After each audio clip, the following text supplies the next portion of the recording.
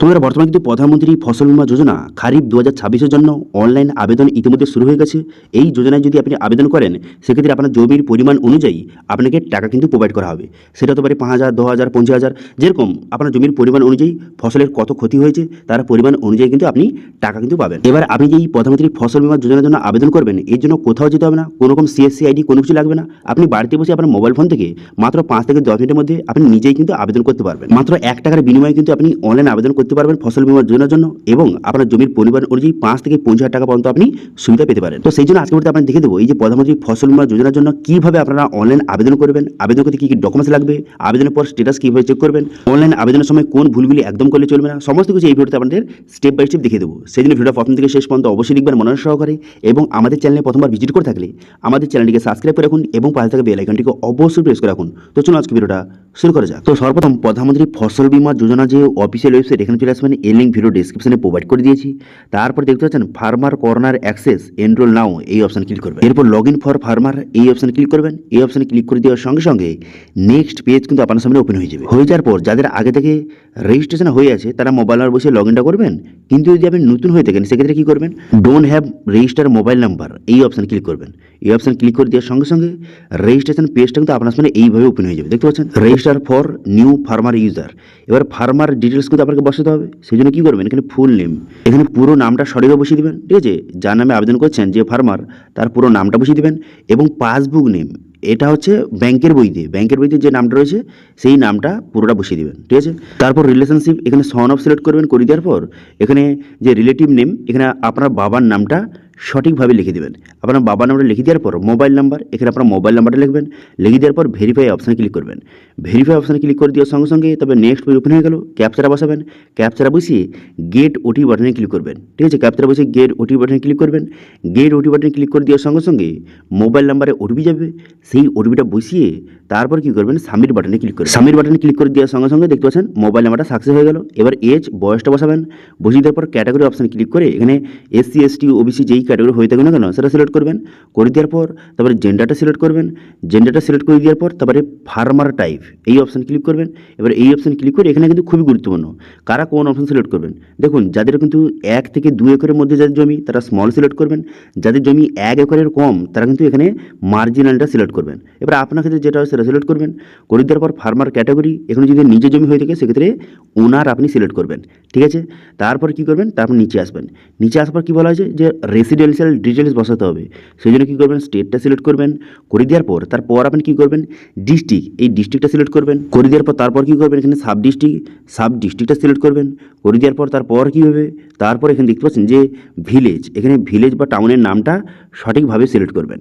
করে দেওয়ার পর তারপর কী করবেন, তারপর অ্যাড্রেস, ফুল অ্যাড্রেসটা আপনাকে কিন্তু এখানে লিখতে হবে। ঠিক আছে, সেই জন্য ভিলেজটা সিলেক্ট হয়ে যাওয়ার পর পুরো অ্যাড্রেসটা সঠিক করে লিখে দেবেন। এখানে পুরো অ্যাড্রেসটা লিখে দেওয়ার পর তারপর কী করবেন, তারপর পিনকোড, এখানে পিনকোডটা সঠিকভাবে কিন্তু লিখে দেবেন। ঠিক আছে, পিনকোডটা বসিয়ে দেওয়ার পর তারপরে কী করবেন, তারপর এখানে বলা হয়েছে যে ফার্মার আইডি টাইপ এই অপশানে ক্লিক করবেন। এবার এই অপশানে ক্লিক করে এখান থেকে আপনি কী সিলেক্ট করবেন, যে ইউআইডি এখানে সিলেক্ট করবেন। এবার ইউআইডি মানে হচ্ছে আধার নাম্বারটা আর কি। সেই জন্য আধার নাম্বার বসিয়ে ভেরিফাই অপশানে ক্লিক করবেন। তো আমি আধার নাম্বার বসিয়ে ভেরিফাই অপশানে ক্লিক করলাম।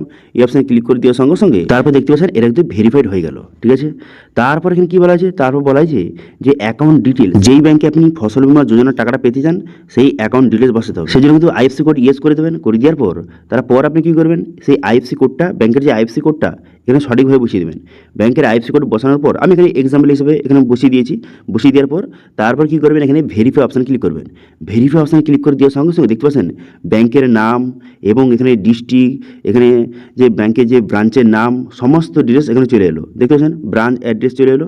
এবার আপনি কী করবেন, অ্যাকাউন্ট নাম্বারটা বসাবেন, ব্যাংকের যে অ্যাকাউন্ট নাম্বারটা বসাবেন এবং সেই অ্যাকাউন্ট নাম্বারটা এখানে কনফার্ম করে দেবেন। ঠিক আছে, কনফার্ম করে দেওয়ার পর পুনরায় বসিয়ে দেওয়ার পর তারপর আপনি ক্যাপচারা বসাবেন। ক্যাপচারা বসিয়ে ক্রিয়েট ইউজার অপশানে ক্লিক করবেন। এবার এই অপশানে ক্লিক করে দেওয়ার সঙ্গে সঙ্গে সরাসরি এই পেজে আপনাকে নিয়ে চলে আসবে। ঠিক আছে, নিয়ে চলে আসার পর এক্ষুনি যেমন ডিটেলসগুলি বসালেন, যেমন ফার্মার ডিটেলস, রেসিডেন্ট ডিটেলস, এগুলো কিন্তু শো হয়ে গেল। পুনরায় একবার দেখে নেবেন ঠিকঠাক আছে কিনা।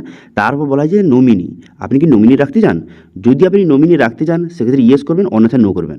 এবার যদি নমিনি রাখতে চান সেক্ষেত্রে ইয়েস করে এখানে নমিনির নাম এবং নমিনির বয়স, নমিনির সঙ্গে আপনার কি সম্পর্ক এবং নমিনির অ্যাড্রেসটা সঠিকভাবে এখানে বসিয়ে দেবেন। ঠিক আছে, অ্যাড্রেসটা বসিয়ে দেওয়ার পর তারপর এখানে নেক্সট বাটনে ক্লিক করবেন। আর কোনো কিছু করতে হবে না, ডাইরেক্ট নেক্সট করে দেবেন।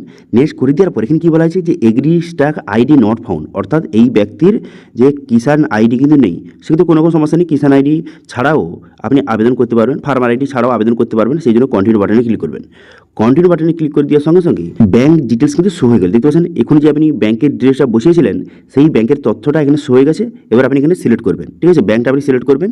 সিলেক্ট হয়ে যাওয়ার পর তারপর কী করবেন, নেক্সট বাটনে ক্লিক করবেন। নেক্সট বাটনে ক্লিক করে দেওয়ার পর এবার কিন্তু ক্রপ ডিটেলস কিন্তু আপনাকে বসাতে হবে। সেই জন্য কী করবেন, এই স্টেট অপশানে ক্লিক করে স্টেটে সিলেক্ট করবেন। করে দেওয়ার পর স্কিম অপশানে ক্লিক করে প্রধানমন্ত্রী ফসল বীমা যোজনা সিলেক্ট করবেন। তারপরে খারিফ, এখান থেকে খারিফটা সিলেক্ট করবেন, কারণ এখন বর্তমানে খারিফ শস্যের জন্য আবেদন চলছে। তারপরে 2026টা আপনি সিলেক্ট করবেন।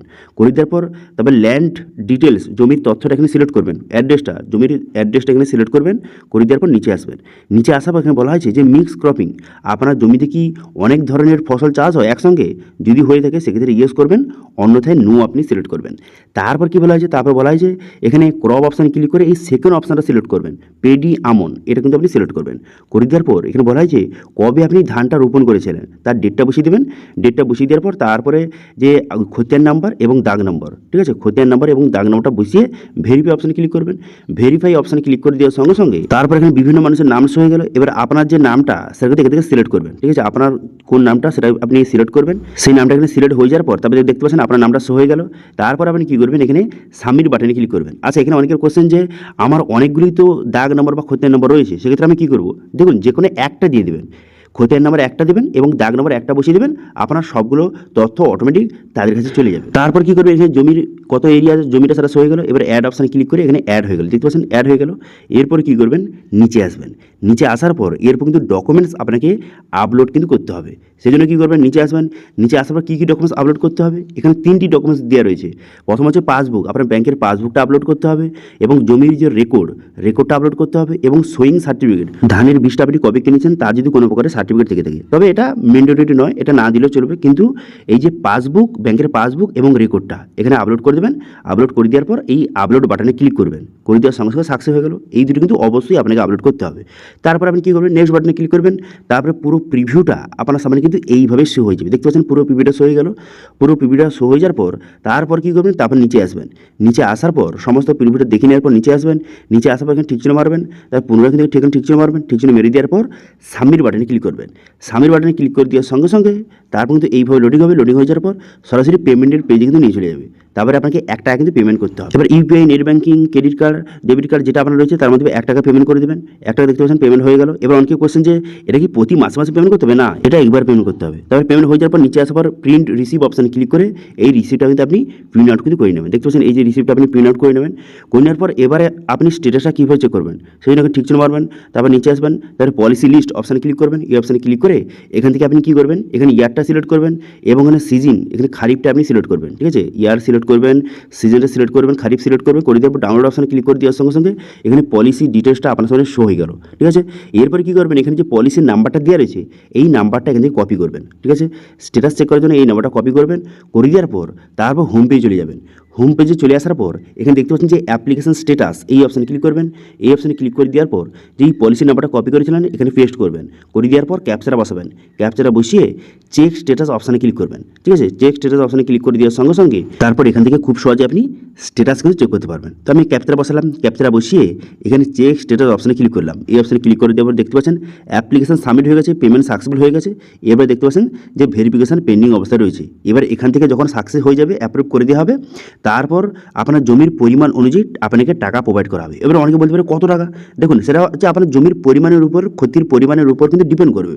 সেক্ষেত্রে সেটা 2000, 5000, 10,000, 30, 50 আপনার জমির পরিমাণ অনুযায়ী সেই টাকাটা হতে পারে। তো এইভাবে বর্তমানে কিন্তু প্রধানমন্ত্রী ফসল বীমা যোজনা খারিফ 2026-এর জন্য অনলাইন আবেদন চলছে। কীভাবে অনলাইন আবেদনটা করবেন স্টেপ বাই স্টেপ প্রসেস দেখিয়ে দিলাম। ঠিক আছে, তো এটা ছিল আজকে আপডেট। ভিডিও ভালো হয়ে থাকলে ভিডিওকে লাইক করবেন এবং ভিডিও কিন্তু বন্ধুর সঙ্গে শেয়ার করে দেবেন।